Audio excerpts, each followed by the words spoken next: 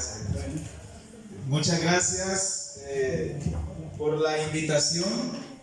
Es una alegría para mí siempre compartir la palabra de Dios, porque además de ser el retiro nos forma el Señor, pero no solamente como ya venía diciendo, ¿verdad? El hermano, sino que venía diciendo él mismo, ¿no? Que era un retiro donde Dios iba a estar con nosotros, donde no solamente era una formación intelectual, sino que también debe formarnos el corazón a nosotros, y que de esto se trata la vida. El cristiano no puede nada más ser un intelectual que comienza él a hacer grandes teorías teológicas, ¿verdad? O decir, bueno, yo no puedo ser evangelizador, yo no puedo yo no puedo cumplir la palabra de Dios porque no soy un intelectual. Es mentira. Por ejemplo, Jesús elige a los 12 y de entre ellos habían muchos que no eran intelectuales. Había otros que sí, pero otros que no. Por ejemplo, ¿verdad? En los 12 apóstoles, ¿verdad? La mayoría no era intelectual. Pero también Dios elige a San Pablo, un erudito en la palabra de Dios, un judío practicante, que se podía al revés y al derecho, ¿verdad? Toda la ley judía y la practicaba. Entonces, Dios elige a quien quiere. No solamente elige a aquel que dice, pues, incluso no solamente elige al que está dispuesto, sino que al que está indispuesto. Por ejemplo, Jonás, ¿se acuerdan ustedes de Jonás? ¿Sí? Jonás no estaba dispuesto a evangelizar, pero el Señor lo persigue, lo persigue, lo persigue, hasta que Jonás hace su voluntad. Bueno, posiblemente algunos de ustedes, espero yo que no estén así, ¿verdad? Indispuestos hoy, más bien, ¿verdad? Que estemos dispuestos a nosotros a ser enviados, ¿verdad? A evangelizar. Entonces hoy, ¿verdad? Se me ha pedido hablar sobre el tema de la confesión de fe y el compromiso social. Hago una pregunta: ¿cómo confesamos la fe? A ver, ¿cómo? El credo, muy bien, ¿verdad? El credo en la Santa Misa, en el domingo, ¿verdad? Hoy domingo lo confesamos después de ¿qué? De la homilía, ¿verdad? El Padre dice, bueno, en el nombre del Padre, del Hijo y del Espíritu Santo, y luego dice, ¿verdad? Nos ponemos de pie y comienzan a rezar el credo. Entonces nosotros nos sentimos muy católicos, ¿verdad? Rezando el credo. Muy bien. ¿Qué más? ¿Con qué más podemos confesar nuestra fe? A ver. El servicio, muy bien. Bueno, nosotros nos decimos también que nosotros somos católicos cuando andamos rezando, ¿verdad? Ahí andamos la camándula en la mano, ¿verdad? Ahí andamos la camandulita ahí nosotros y andamos rezando. Confesamos nuestra fe, porque ¿quién más lo hace que los católicos? También cuando nos persignamos confesamos nuestra fe. También cuando nosotros comenzamos, ¿verdad? El Ave María, el Padre Nuestro, no lo hacen los demás, nosotros confesamos nuestra fe. Pero sucede algo acá, que confesar la fe no solamente significa decirlo en nuestras oraciones, ir a la misa, ¿verdad?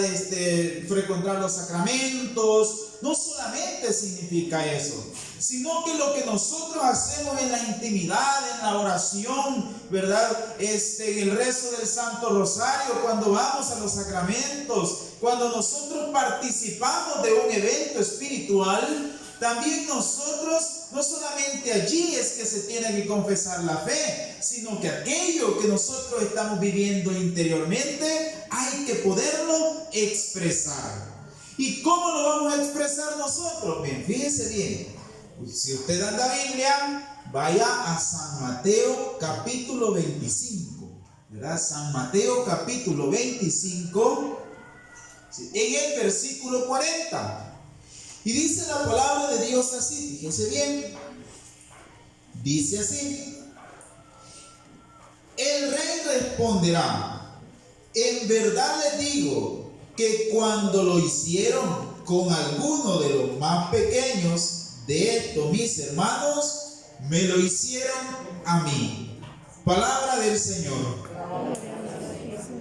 Fíjese bien, el contexto de lo que acabamos de leer, que dice el Señor, vea, el rey responderá, le dice Jesús, le estaba contando una historia. Le dice que el rey va a responder, lo que hicieron con uno de estos pequeños me lo hicieron a mí. El juicio, un día, fíjese bien, me abordaron unos hermanos, ¿verdad? De otra iglesia, no católicos. Y entonces me comenzaron a decir que el Señor a ellos les había revelado que la iglesia de ellos era la correcta. Y entonces le digo yo, bueno, si entramos en las revelaciones, yo te puedo mentir de igual manera. Y te puedo decir, no, a mí Dios me reveló, ¿verdad?, que esta iglesia es. Y tuve un sueño, y tuve una visión, ¿verdad? Le podría decir yo, ¿verdad? Con eso podemos jugar, le digo. No, me dijo, pero ustedes están en la iglesia que no es verdadera. Yo le digo, ¿sabes qué? Dios te va a juzgar por algo. Y es por cuánto amaste. Esta es la cuestión.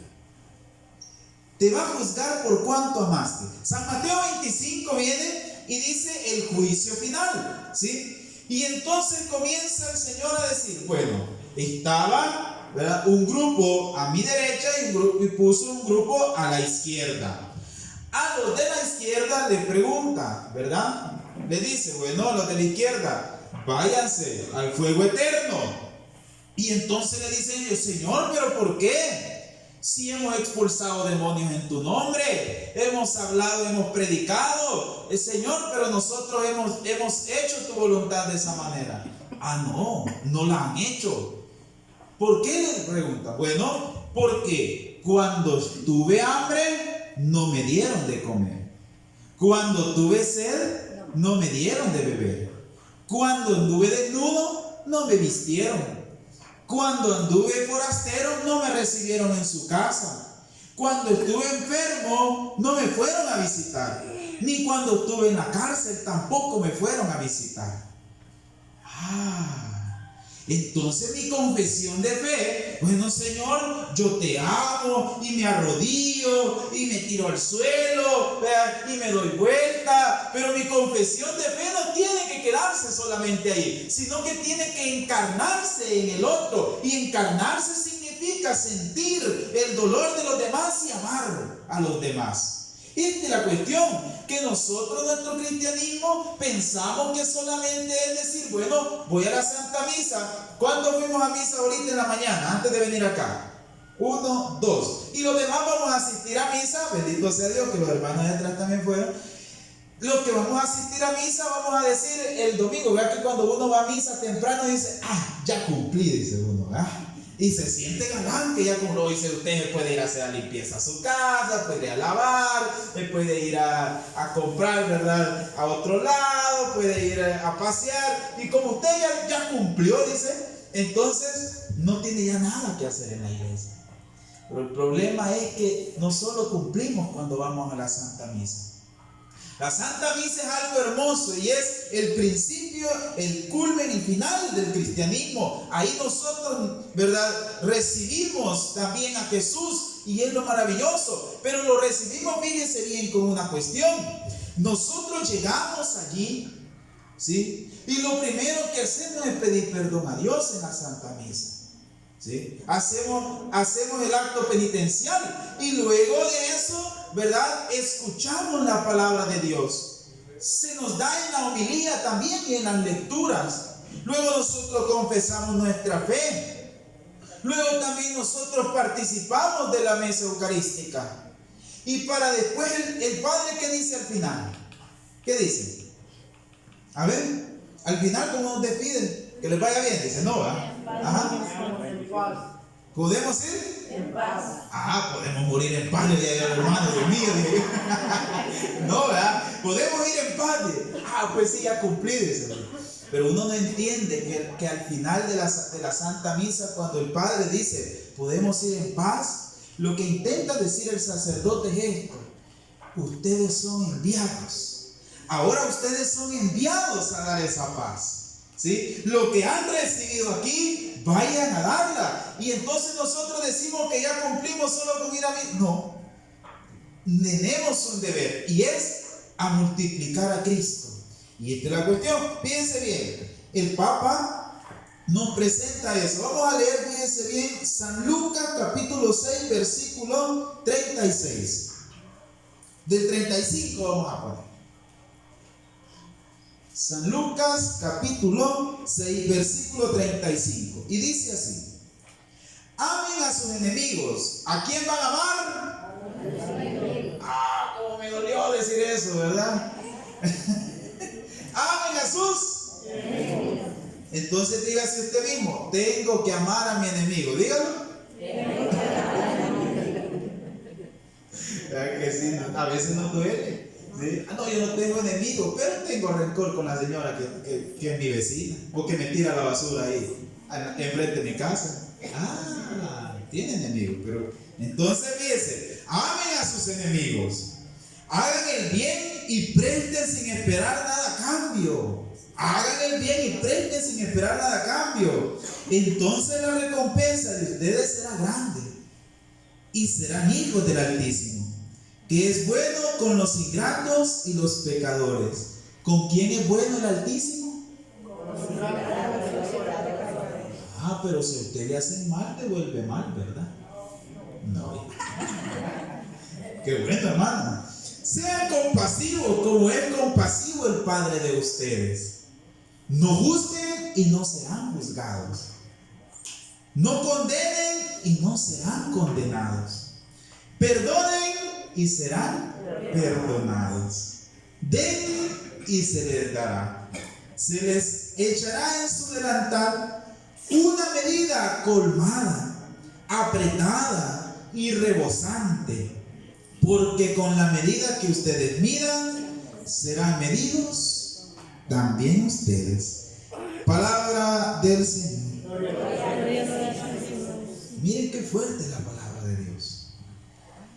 Estábamos hablando de confesión de fe, pero la confesión de fe se traduce no solo en que la Legión de María vaya a rezar el rosario y que después del rosario diga: que fíjate vos cómo rezó la niña Juanita, no, que me cae mal.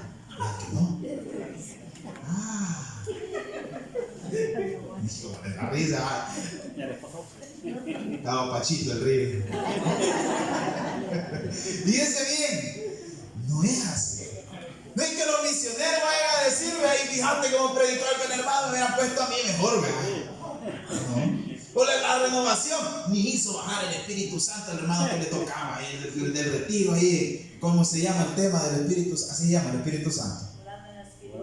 Orando en el Espíritu, vaya, sí, orando en el Espíritu. Y como el hermano no hizo bajar el Espíritu Santo, todo el mundo quejándose ahí. A mí me hubieran puesto, al hermano tal lo hubieran puesto. No se trata de eso.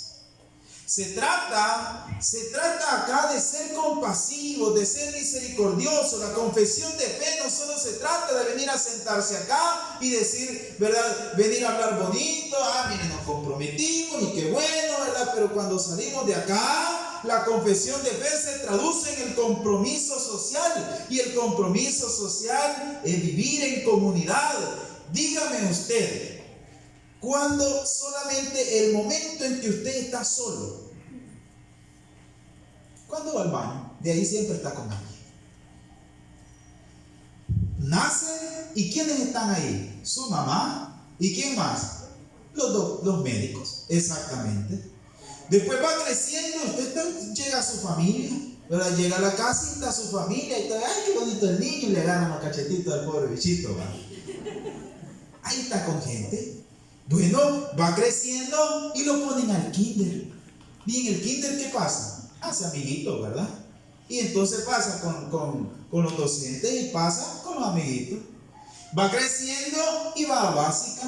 Y entonces ahí conoce más niños y siempre está rodeado. Llega a bachillerato y vuelve a conocer más personas. Llega a la universidad y conoce más personas. Bueno, llegó el momento de ponerse a trabajar y en el trabajo estamos rodeados de personas. Entonces vemos nosotros que Dios nos ha hecho para vivir socialmente, no para vivir aislados, no para decir: así vivo mi cristianismo, ya, y hasta ahí, sino que solamente, ¿verdad?, tenemos que vivir el cristianismo en sociedad. El mismo Jesús no quiso andar predicando solo. ¿A cuántos eligió para andar con él? 12. ¿Y luego envió cuántos más? 72, ¿sí? Y otros 72 después. Y después, ¿verdad? Así se fueron agregando. Entonces, fíjense bien, la Evangelii Gaudium, ¿verdad? Que es la que hoy ustedes están reflexionando, nos viene a hablar del compromiso social. De que la evangelización no solo se trata, ¿sí?, de nosotros vivir internamente el cristianismo. Bueno, yo voy a la iglesia, me arrodillo delante del Santísimo y mira, hermano, que allí Dios me habla, yo siento el Espíritu Santo, yo siento aquí, yo siento allá. No, bueno, que bueno, lo sintió y se llenó del Espíritu, pero ahora hay que darlo. ¿Qué produce el estar cerca de Jesús? La paz. Si Él es paz, da paz. Si Él es amor, da amor. Si Él es tranquilidad, tranquilidad. Si es serenidad, da serenidad. Y todo lo bueno lo podemos decir de Dios. Entonces, cuando estamos cerca de Él, nos traduce. Pero viene la señora, viene el señor, viene el hermano de misa, sale a pelear con su esposo y su esposa. Entonces, el compromiso social no está. Fíjense bien. El Papa Francisco entiende el compromiso social desde el ente de la Santísima Trinidad. Vamos a ver, ¿quiénes son las tres personas de la Trinidad? Padre, el Hijo y el Espíritu Santo. El Padre, el Hijo y el Espíritu Santo nos dan dignidad a nosotros, ¿sí? Nos dan dignidad. Normalmente nosotros entendemos el Padre, el Hijo y el Espíritu Santo y nos dice, por ejemplo, en los libros de la Renovación Carismática, ¿verdad?, de San Juan Bautista, nos vienen a decir, ¿verdad?, que, bueno, el Padre es el Creador, sigan. ¿El Hijo quién es? ¿El qué? El Verbo, la palabra, ¿verdad? ¿Y el Espíritu Santo? ¿Él? ¿Cómo? El motor, ¿verdad? El que hace la obra. Muy bien. Es una manera de entender la Santísima Trinidad. Ahora bien, pero el Papa Francisco entiende la Trinidad no solamente como el Padre Creador, el Hijo, ¿verdad?, que es el Verbo, y el Espíritu Santo, ¿verdad?, que es el motor, que ciertamente lo son, pero también el Papa Francisco entiende la Trinidad como una comunidad, la comunidad de amor. El Padre, ¿sí?, con el amor hacia el Hijo, el amor filial, ¿verdad?, el Hijo hacia el Padre, y de ese amor se traduce, ¿verdad?, que sale el Espíritu Santo, ¿verdad?, como manifestación del amor entre el Padre y el Hijo. Y ellos se aman, ¿verdad? Y nosotros debemos ver en la Trinidad, ¿verdad?, un ejemplo de la comunión, o sea, de la comunidad, vivir entre amor, ¿sí? Entonces el Padre, o sea, confesar al Padre que ama infinitamente a cada ser humano, implica descubrir que con ello le confiere una dignidad infinita. Un día venía de San Salvador, ¿sí? Venía con Alondra, que siempre me acompaña, ¿verdad? Y entonces veníamos de San Salvador en el bus. Y entonces vámonos en una especial. Y nos fuimos en una especial, ¿verdad?, que llevan aire acondicionado y todo eso. Bueno, nos sentamos en la parte de atrás y le dije yo, mira, vamos a ir a la parte de atrás para que nadie se siente ahí y nos moleste, ¿verdad? Nadie nos moleste, porque ahí llega, la gente va comiendo, ¿verdad? Y los olores y todo eso, cuestiones así. Y entonces, no, delicado ahí. Nos fuimos para allá. De repente, miren, se comenzó a llenar el bus. Bueno, y nosotros atrás, y entonces atrás son asientos 5, ¿verdad?, en fila o 6, y de ahí los demás eran de 2. Y entonces de repente llega un señor, ¿verdad?, algo macizón, venía bien sudado de trabajar el hombre, claro, ¿verdad?, sudado, y se sienta a la par mía. Cuando se sienta a la par mía, ¿sí?, comienzo a renegar. Ay, que bien sudado, ay, que yo quería ir tranquilo, la cabeza me dolía, y de repente el Señor traía el brazo casi encima de mí, fíjense bien, y entonces comienzo a renegar. Comienzo a renegar, y fíjense bien, cuando comienzo a renegar, de repente sentí en mi corazón que yo me estaba equivocando. Y sentí una respuesta de Dios que me dijo, bueno, ¿y cómo es eso? Que yo sufrí y di la vida, como la di la vida por ti y sufrí por ti, también la di por el que va aquí. ¿Por qué no te puede quedar un rato incómodo por él?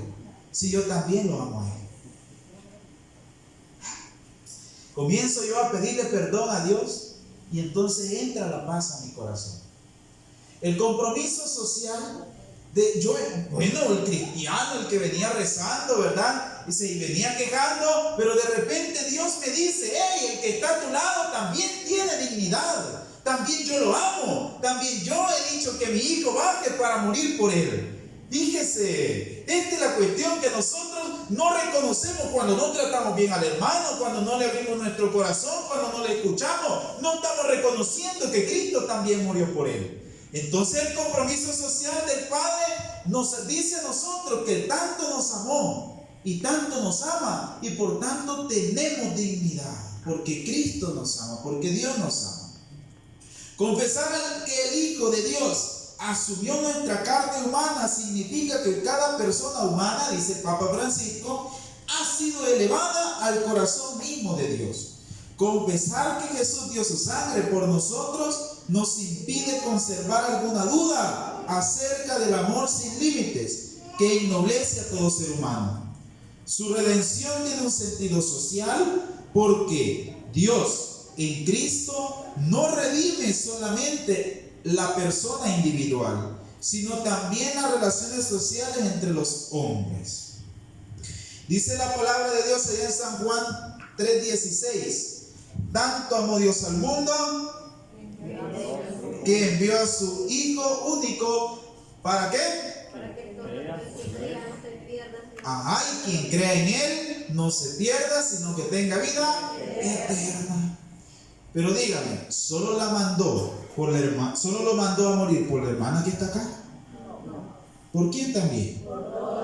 Por todos. Y no solo por los que estamos en este retiro, sino también por aquel marero, por aquella prostituta, por aquel ebrio, por aquel que el bolito, por aquel forastero, ¿sí? Por aquellos que no tienen donde vivir y que a nosotros nos da, por ellos. Ajá, ¿no? Por ellos también. Entonces, bueno, por los ricos, ¿sí? Y por todos. Entonces, nosotros vemos que Dios nos ama tanto y también como Cristo viene a encarnarse, ¿sí? Se parece a nosotros y encarnándose a Él en nosotros, ¿verdad? En la carne misma, nos redime a nosotros, ¿sí? Nos hace dignos, comienza a dignificarnos a nosotros porque aquel Dios se hizo semejante a nosotros. Miren qué bien. Y por eso es que luego, ¿verdad? En la muerte de Cristo nosotros resucitamos y nos hacemos también hermanos. Y Dios Padre ve el reflejo de su Hijo en nosotros. Entonces, como nos parecemos a Cristo, somos dignos también. Nos dignifica. Cristo nos dignifica. Y viene ahora el Espíritu Santo. Confesar que el Espíritu Santo actúa en todos implica reconocer que Él procura penetrar toda situación humana y todos los vínculos sociales. Dice el Papa Francisco, reconocemos que el Espíritu Santo es el que actúa. Sí, actúa. Pero no solamente actúa en el interior, sino también actúa para el exterior de la persona, para todo lo que a él le rodea a la persona. Y me voy a explicar así. Fíjense bien. El pueblo de Israel, ¿sí?, estaba en el Antiguo Testamento, estaba esclavizado, 400 años esclavizado. Después, ¿verdad?, de la muerte de José, no habían sabido de Israel, ¿verdad? Y entonces el pueblo de Egipto viene y comienza a esclavizar al pueblo de Israel, a pesar que anteriormente el mismo pueblo le había ayudado a Egipto. Entonces comienza a esclavizarlo, ¿verdad?, con duros trabajos, poca comida, los golpeaba, y entonces el pueblo comienza a clamar. comienza a clamar.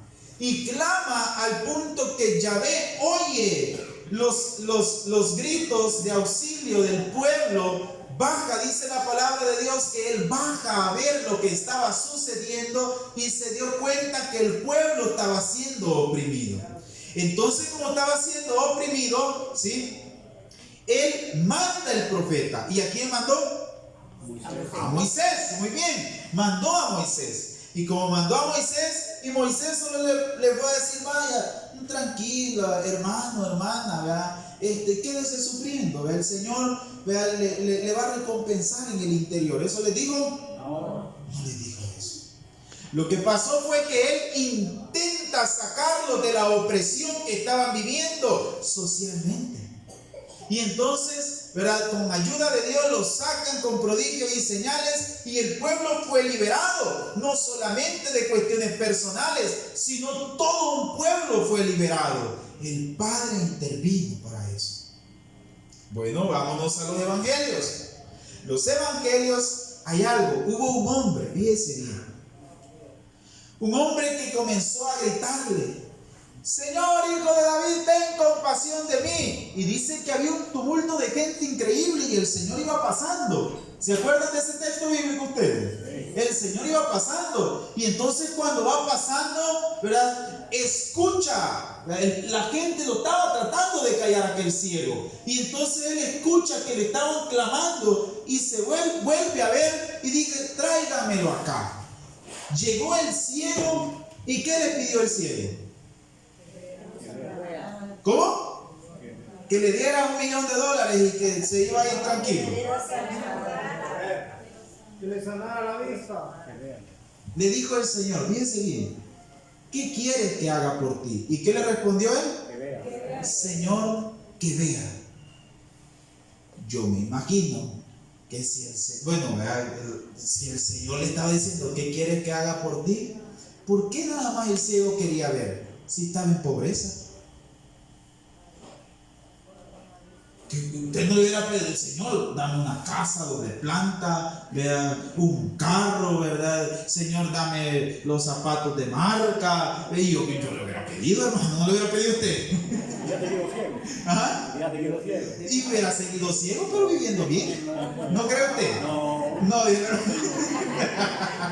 no vamos a debatir, hermano. Y fíjense bien, ¿saben por qué el ciego no le pide esas cosas?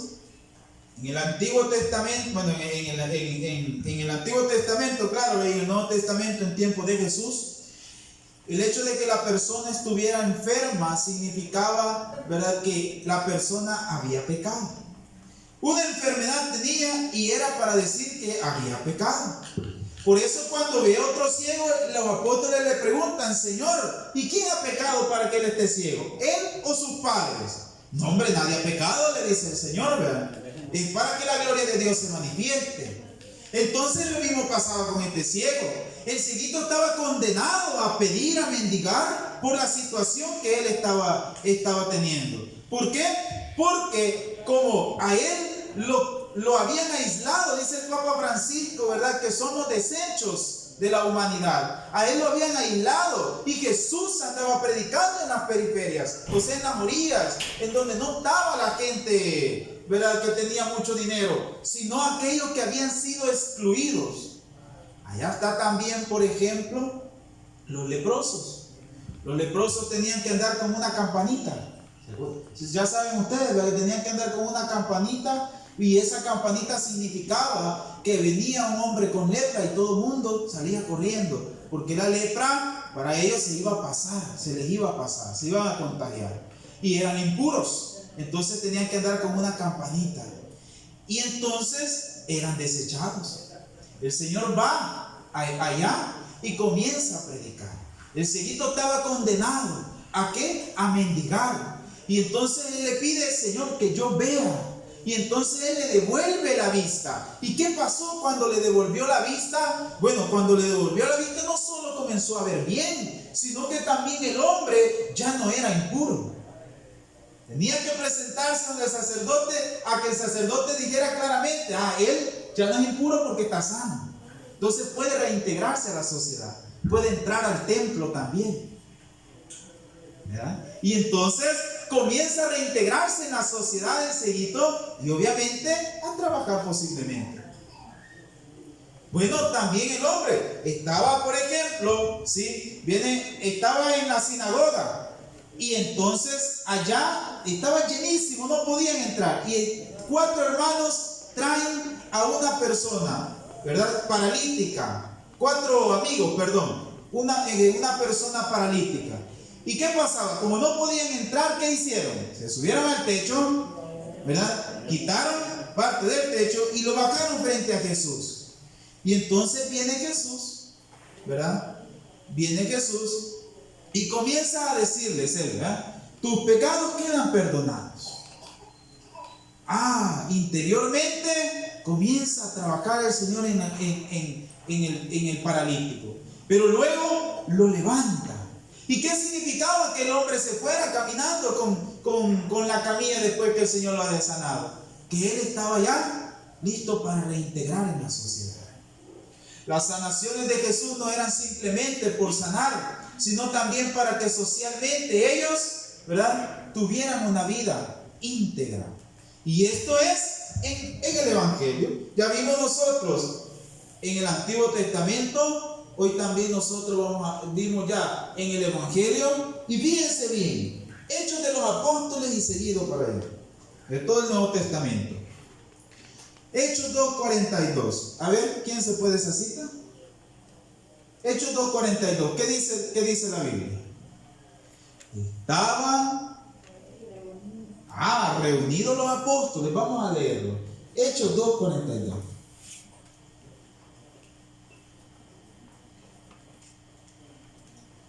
Dice la palabra de Dios así. Fíjense bien.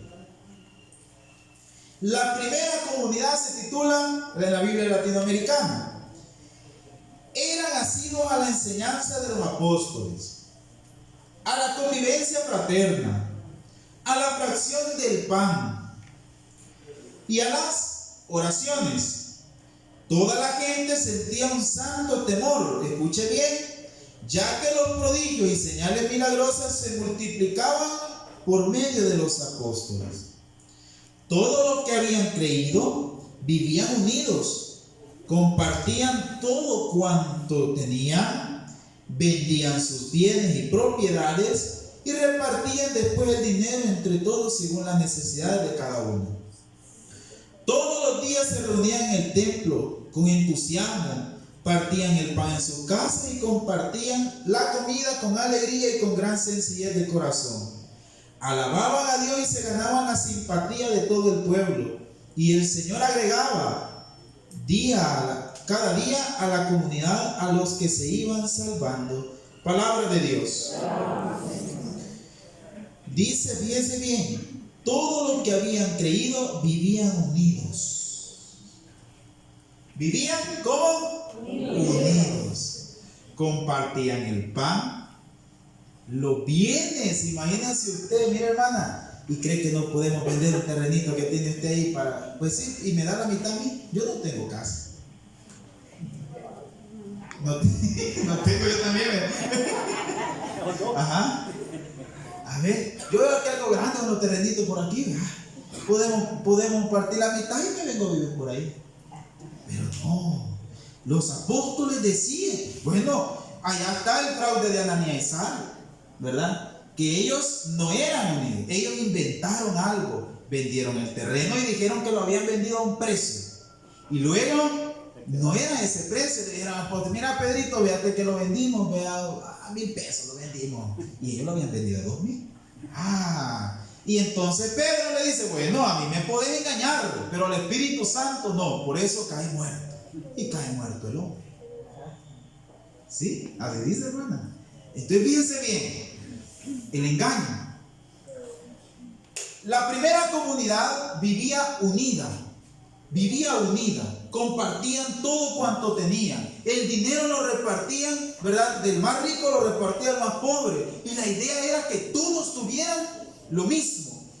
San Juan Bautista, cuando comienza él a abrir el camino a Jesús, comienza a decir, bueno, el que tiene 2 túnicas, regale una. Porque tampoco se quedaba de quedar pobre yo, de no tener nada, y el otro tenerlo todo. se trataba de tenerlo todo por igual. Y esta es la cuestión, que a nosotros nos cuesta vivir de esta manera, Dios santo. Nos cuesta vivir de eso. ¿Por qué? Porque fíjense bien, sucedía algo en la primera comunidad. A pesar de eso, ya en los Corintios, San Pablo comienza a decirles a los ricos: hey, no se comporten ustedes acaparando todo. Porque miren, aquí dice al principio que venían, ¿verdad? Ponían todo en común, repartían todo, ¿sí? Y vivían unidos. Pero más adelante las otras comunidades no fueron así. Las otras comunidades, miren, acá solo los que tenemos más dinero y acá los que tenemos poco dinero. Entonces, como dice ahí, que todos los días se reunían a partir el pan y compartían la comida. En este caso era distinto. Acá lo que tenían, comían ellos primero, cuando los pobres de este lado solo miraban y no tenían que comer. Entonces San Pablo le reclama y le dice: compartan. Porque la comunidad se trata de compartir. La comunidad se trata de vivir unidos. No de comenzar a atacarnos. No de comenzar, ¿verdad?, a hacer chambres. No de comenzar las críticas. No de comenzar las rivalidades o los celos. No. Se trata de vivir unidos. ¿Cómo nosotros que hoy estamos aquí vamos a poder vivir el compromiso social, confesar nuestra fe allá, si nosotros acá adentro nos estamos comiéndonos con otros? Es difícil, pero se puede hacer. Y se trata primero de desprendernos de todo aquello que nos está atrapando. Que nosotros no tendríamos que ser esclavos. Las cosas están al servicio de nosotros y no nosotros al servicio de las cosas. Y esto es algo que habla la Evangelii Gaudium en cuanto a que el Papa pide que el Dios dinero ya no habite en nosotros. Ahora, ¿qué otro Dios podemos tener nosotros? Por lo tanto, en las comunidades se nos pide a nosotros que vivamos unidos, que vivamos como la primera comunidad, no en rivalidades, no entre peleas, no así, sino que unidos, compartiendo todo, amando al enemigo, ¿verdad?, respetando al otro, tratando a los mayores como nuestros padres, a las señoras como nuestras madres, ¿sí?, a las jóvenes como nuestras hermanas, a los jóvenes como nuestros hermanos, así, tratándonos así. Y esto es que yo lo estoy repitiendo de la palabra de Dios, no es que yo me la haya inventado. Y el Papa Francisco nos invita a esto, ¿sí? Nos invita a esto. Fíjense bien. Entonces cuando nosotros vemos que la Trinidad, ¿verdad?, es una comunidad en la cual nosotros estamos viéndolo, ¿verdad? Y ahí está, ¿verdad? Y nosotros comenzamos a tomar ejemplo del amor que se tienen ellos. Comenzamos nosotros a vivirlo en nuestras comunidades de igual manera, ¿sí? De igual manera. Y luego esta traducción, ¿verdad? O sea, la confesión de fe la traducimos allá afuera. ¿Y allá afuera con quiénes? Con los más necesitados. Hay un sacerdote en Madagascar, ¿verdad?, que se llama Pedro Opeka, se llama el padre. Él tiene la casa de la amistad, le llama él. Dice que llegó a un sector de Madagascar donde era un tiradero de basura. Un tiradero de basura. Cuando llega al tiradero de basura, él comienza. ¿Y ustedes qué creen que fue a hacer? ¿Qué fue a hacer él? A ver, ¿qué creen que fue a hacer ahí? Donde la comunidad era grande, ahí vivían entre la basura. ¿Qué fue a hacer él? ¿Cómo? A limpiar. Agarró una escoba. Está bien. Muy bien. Fíjense bien. No llegó con la Biblia. No llegó y dice: la palabra de Dios dice, hermano, que se conviertan y gloria a Dios, alabado sea el Señor, hermano, bendito sea. No llegó así. Llegó, comenzó a ver la tristeza, todo lo que había allí, y comenzó a organizar a las personas, Al principio dice él que nadie lo quería porque pensaban que era uno de estos, ¿verdad? Personas que se aprovechan y solo vienen a hacer, ¿verdad? Sus cosas, pero no les iba a interesar el prójimo. ¿Cómo no? El padre comienza, el padre sabía cuestión de manualidades, trabajo y todo eso así, y comienzan de la basura, comienzan a sacar una gran producción. Y le da, ¿verdad?, a ellos la capacidad, mire, de hacer ladrillos, de hacer casas, ¿sí?, manualidades. Comenzó él a organizar a las personas, a dar cursos para que ellos tuvieran, ¿verdad?, un oficio, y comenzó eso. Pero ¿saben qué pasó con eso? La gente comienza a tener una curiosidad. Y la curiosidad era, bueno, es un sacerdote, pero no ha comenzado a decirnos, crean en Jesús, crean aquí, crean allá.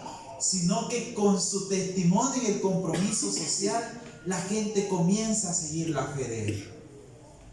Y que no es necesario que nosotros andemos, ¿verdad?, allí, ¿verdad? No, es parte de la evangelización el proclamar la palabra de Dios. Y claro que sí es parte. Jesús comienza su evangelización predicando. Pero ¿qué sucede? También cuando le hacía falta el vino en la boda, lo suplió.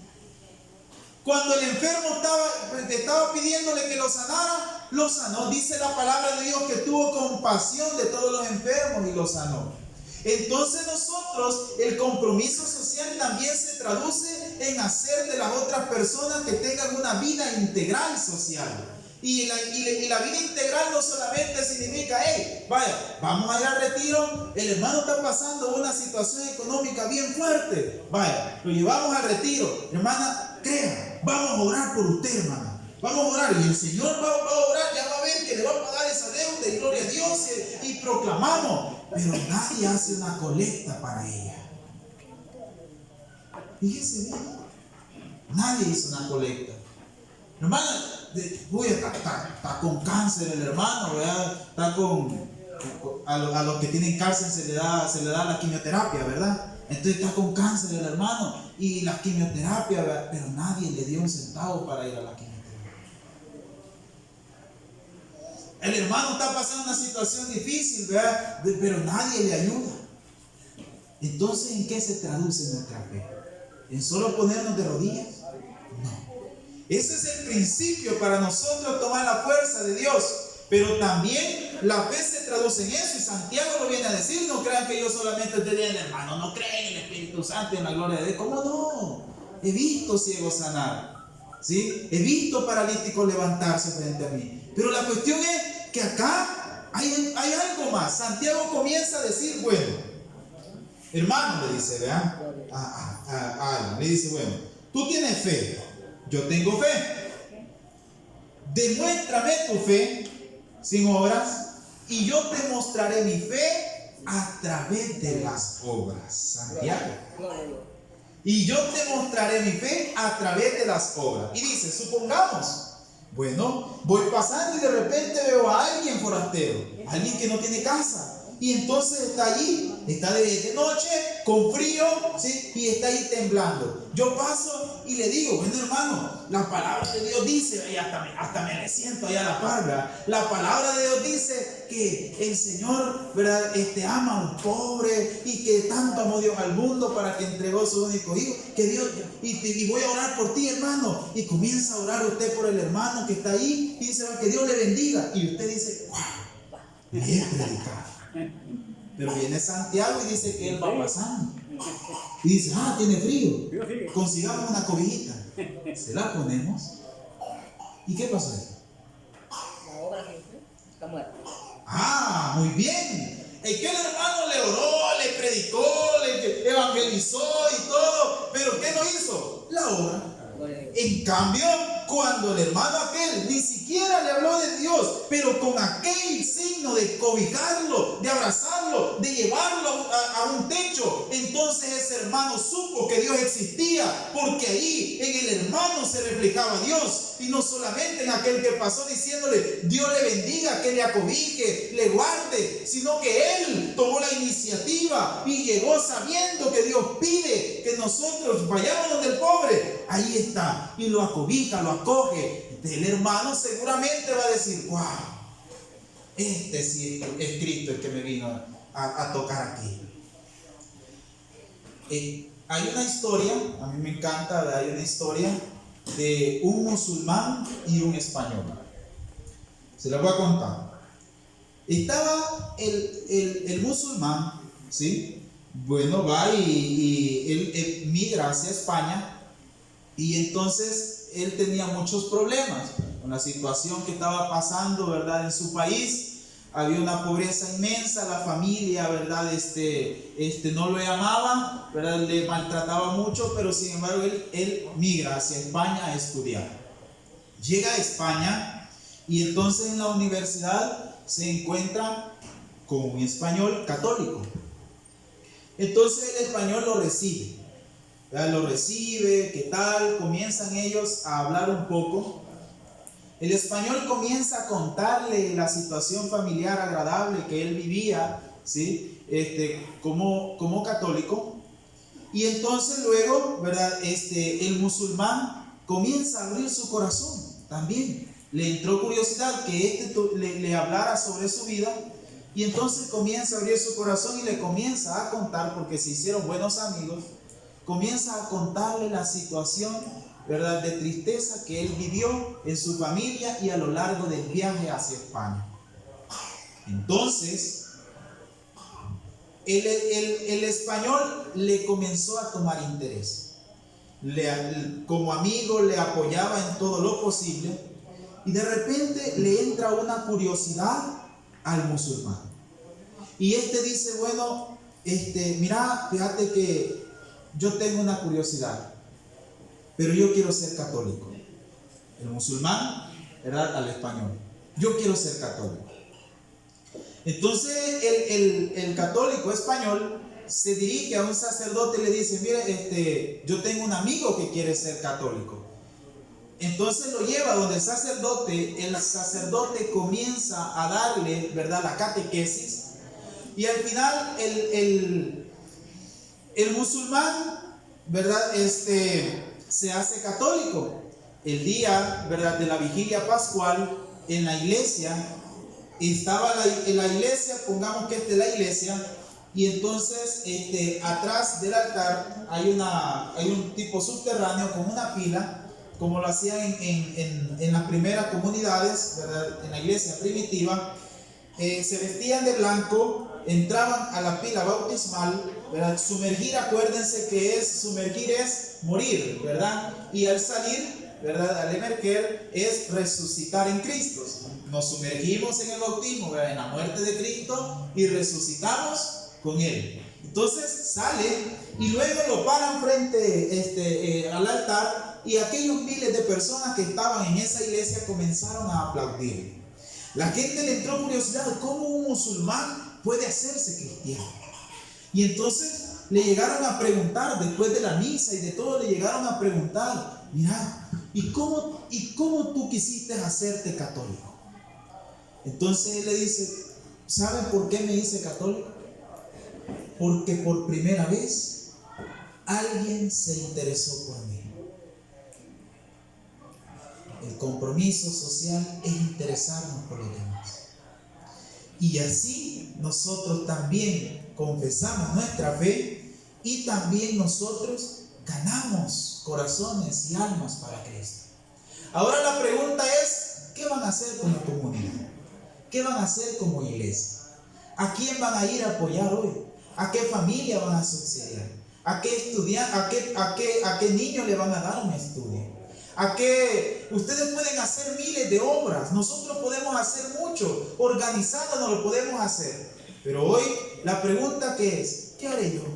¿Qué haremos como comunidad parroquial? ¿Verdad? Así que les agradezco, ¿verdad?, la atención. Que Dios me los bendiga, y que esto no se quede solamente en la cabeza, sino que baje al corazón y también se exprese, ¿verdad?, en las obras con los demás, ¿verdad? Así que le regalamos un fuerte aplauso al Señor por lo que Él ha hecho.